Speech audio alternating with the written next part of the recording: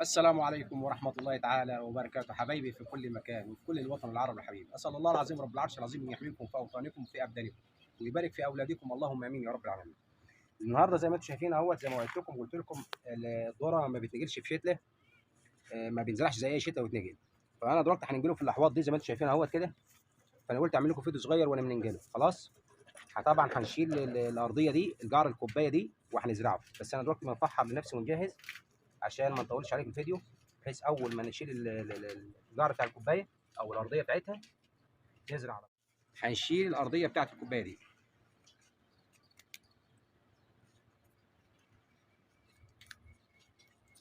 ايوه كده.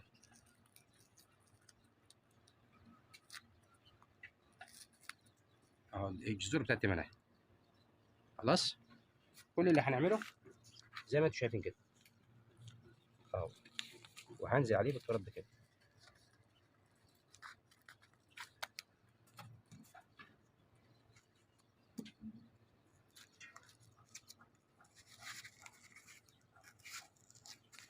اهو جذور الذره اهي زي ما انتم شايفينها اهي.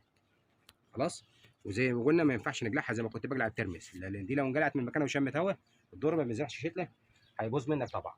اهو طبعا هو المفروض ان الذره ينزرع لوحده ما يبقاش معاه شتله.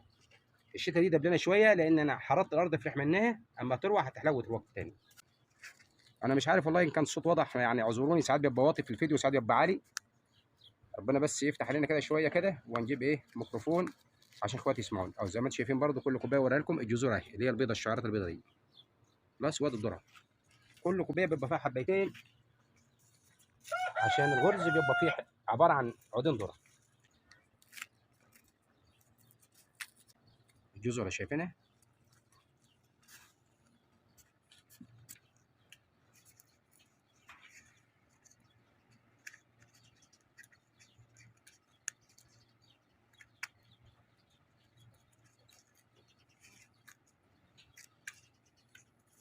بسم الله. انا زارع، قلت لكم رمان قبل كده، ونجرته على فكره النهارده من الحوض ده، وهوري لكم في تحميلكم انا جبته ازاي، بس بعد ما خلاص زرعت الذره زي ما انتم شايفين اهو. فاضل الكوبايه دي ونوريكم هنروه ازاي.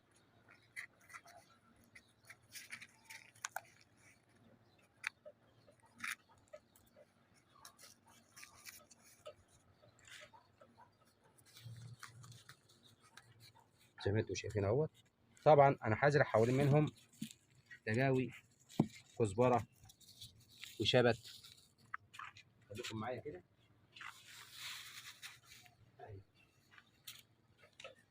في اخت فاضله جت لي، انا عايز اعرف اشوف تجاوي الجرجير والفجل.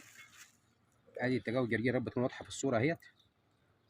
دي تجاوي جرجير زي ما انتم شايفينها كده، صغيره خالص كده. وديت تجاوي الفجل الاخضر زي ما انتم شايفين اهي، مطبحتها فيها بعض حبات كزبره. وادي تجاوي الكزبره. ما تستعجلش يا باشمهندس زياد يعني في الصوره، بحيث ان اخواتنا برضو يشوفوا. شفت الفضيله اللي سالتني دي كزبره. وعلى فكره الكزبره الناشفه ديت اللي بتنعمل منها على الطعميه او الفلافل زي الاسكندريه ما بيقولوا. خلاص، وديت تجاوي الشبت، شبه تجاوي البقدونس اللي هي الخضر. خلاص، المره الجايه هنزرع خضر. هنبدا بقى دلوقتي قدامكم ازاي. الشبت الاول كده زي ما انتم شايفين اهو. بتجلي البذير بتاع الشبت، انت كانت اختي او اخويا اللي بيشوفني، لان هو حشه والتانيه وبيبتدي يخف، فكل حشه بتخف شويه. زي ما انتم شايفين اهو،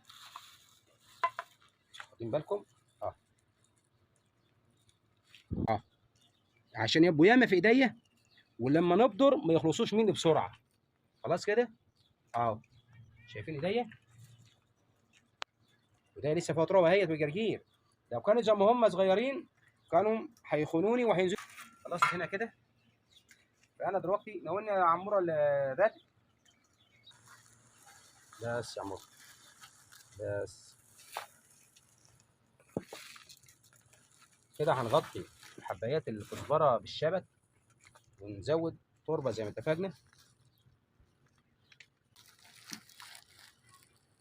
هات يلا، اتفضل تاني، هات. اتفضل هنا. بس مش عايز اكتر من كده، كفايه. طبعا احنا حاطين قشر السوداني معاهم برضو، كسمات، سمات برضو طبيعي، هيتحلل بس مش هيتحلل بصوره لان كان عايز يتردم تحت، بس هيتحلل برضو مره في مره، وهيفيد الزراعه سواء الزراعه دي او اللي وراها. وطبعا زي ما قلت لكم برضو اي بواقي نباتات زي السوداني زي الجرجير زي الفدلي، اي بواقي نبات عندك في بيتك، اي شيء بيتاكل البواقي بتاعته بتتحلل، ممكن تعملها كده اهو وتسيبها كده هتتحلل خلاص. طب بدل ما اطبق على الوش كده، هي المفروض اصلا كانت اندفنت، بس عمار ابن الله يبارك له ويهديه يا رب ويهدي اولادكم جميعا، جابهولي كان على الوش كده، لما يروى هيتحلل في التربه والنبات هيستفاد منه كده. انا عملت اهوت الافاض كله، ويعني انا بجدعن على قد ما اقدر، يعني بحيث ان انا ما اطولش على اخواتي وحبايبي اللي متابعيني، واعذروني برضه اذا كان الصوت واطي شويه، انا بحاول على قدر الامكان والله، مره صوتي يعلى مره يوطى، اعذروني. انا كده بقى حراوي.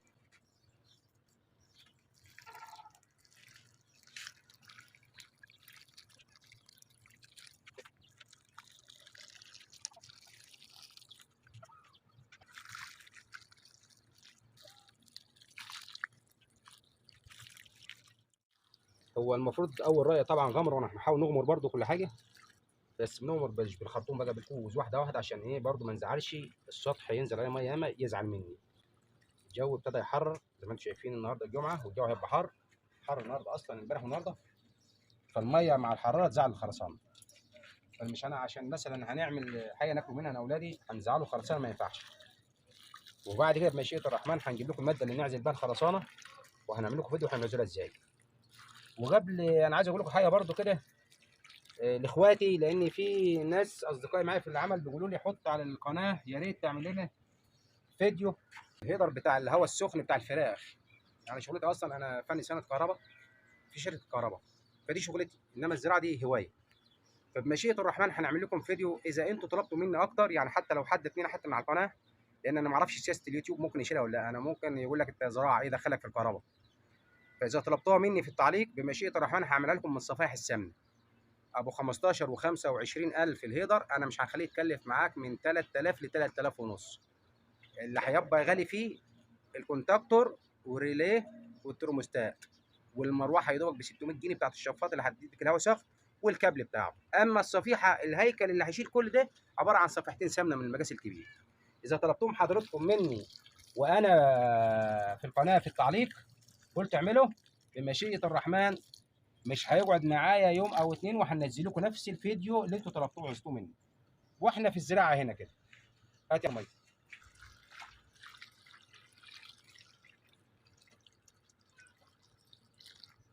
تمام. وانا زي ما انتم شايفين اهوت انا خلصت ري اهوت. فانا بس عايز اقول لاخواتي حبايبي حاجه. في حد بيقول لي دايما انت مش عايب الدعوه ديت، لان الله عز وجل عظيم عظيم الشأن وسبحانه ولا تقال الا الله. فانا حاببها دايما ان يقول لك سبحان الله ولا تقال الا الله، سبحان الله العظيم، سبحان الله وبحمده. اسال الله العظيم رب العرش العظيم رب العرش الكريم ان يحفظكم في اوطانكم وفي ابدانكم ويبارك فيكم، وما تنسونوش من الدعاء. الله يكرمكم، ما تنسوش الدعاء ليا ولزوجتي ربنا يشفيه. مش عايز منكم ان كان لعل وعسى دعوه اخ او اخت فاضله لزوجتي ربنا يشفيها لي، والله ما انا عايز اكتر من كده. جزاكم الله كل خير، والسلام عليكم ورحمه الله تعالى وبركاته.